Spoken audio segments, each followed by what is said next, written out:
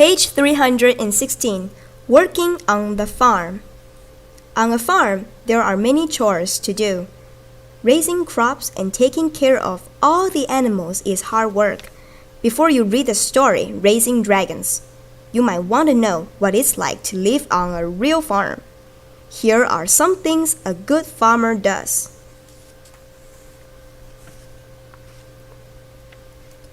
Page 319.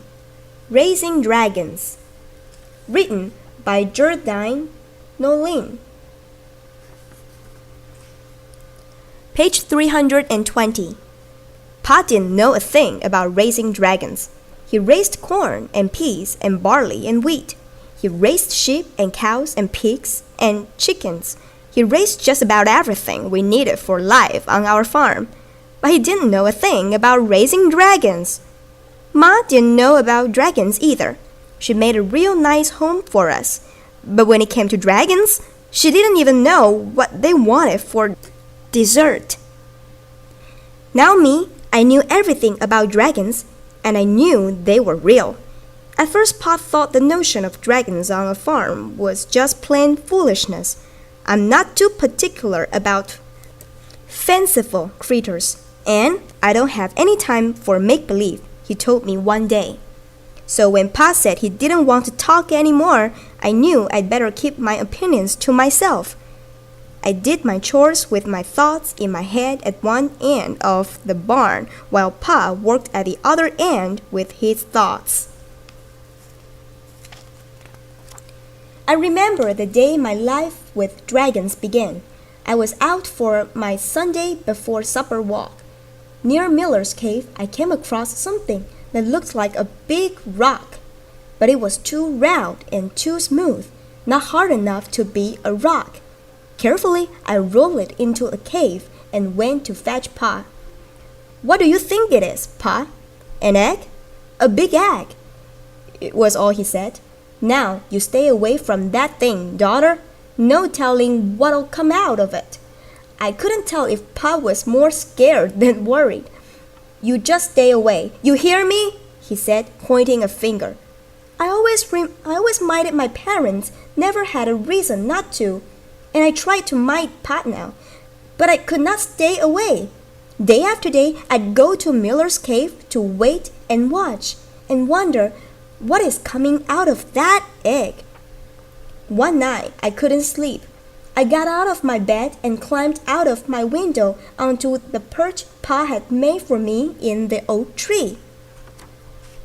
But a loud noise broke the stillness of the night. Crack! It was louder than 100 firecrackers on the 4th of July. Crack! I heard it again, this time louder than before. It was coming from Miller's cave. At the first hint of dawn, I headed toward that sound. There in the corner of the cave, where I'd left it, was the egg. And pushing its way out, like I've seen so many baby chicks do, was a tiny dragon poking through that shell with its snout. It was love at first sight. "Hey there, little feller. Welcome to the world," I sang, soft and low. As I stroked his nose, a sweet little purring whimper came from him. As I touched skin to scale, I knew I was his girl and he was my dragon. I named him Hank. Hank was just a joy to have around. He was a fire-breathing dragon, and he made sure he kept his temper whenever I was near. Pa wouldn't have seen the sense or the use of having dragon around who ate you out of house and home. Thankfully, Hank preferred fish, frogs, eels, and insects to beef, lamb, chicken, and pork. And he did have a healthy appetite. Ma never wanted to know about Hank. Whenever I wanted to talk about him, she'd cover her ears and sing. She said that having a dragon around had to be worse than having a field full of critters. But it wasn't. Ma and Pa taught me about caring for living creatures from the day I was born. They taught me about raising lots of things, but they never imagined I would someday care for a critter most folks don't even believe existed. It did take a little time, but whether they liked it or not, Hank was part of our lives. He was an awesome thing, growing to be as big as the barn from tail to snout. Hank was very clumsy when his wings came in, but once he learned how to use them, we'd go flying mostly at night. Up until that I had been afraid of the dark, the shadows and muffled noises and the complete quiet stillness always seemed to be waiting and watching me. I had seen our farm from up in my tree perch, but Hank showed me my world from on high, the way a cloud or a bird or a star just might be seeing me. Up there, I saw things for what they were, and it was just grand. Pa was the first one to notice what he called a strangeness happening around our farm. One morning, with Samson, our mule, hitched for work, Pa set out to plow the fields. But all the work had been done. The ground was turned over and seeds had been sown. Pa was plumb flabbergasted. Hank and I tended the crops too. We pulled weeds and kept varmints away. And Hank even got me to school before the first bell. Even after all the good he'd done, Ma still didn't want any part of Hank. But when a hot spell hit, her tomatoes began to dry out. Hank hovered above them, fanning away the heat. He saved just about every last one of them. Ma didn't admit it, but she felt beholden to Hank. She began fixing fancy gourmet meals just for him. Eel pot pies, frog leg pudding, and a fish and insect stew that Hank just loved. Day by day, Hank was getting bigger. Ma was uneasy about Hank's fire-breathing breath.